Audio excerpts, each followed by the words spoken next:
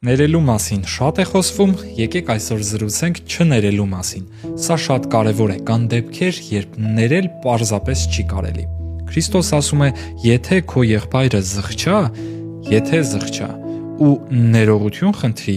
ներիր նրան։ Մեկ անգամ, 1000 անգամ, սա արդեն երկրորդական է։ Տերն ինքն էլ մեր նկատմամբ այդպես է վարվում։ Սկզբում գիտակցումն է, հետո զղջումը, խոստովանությունը,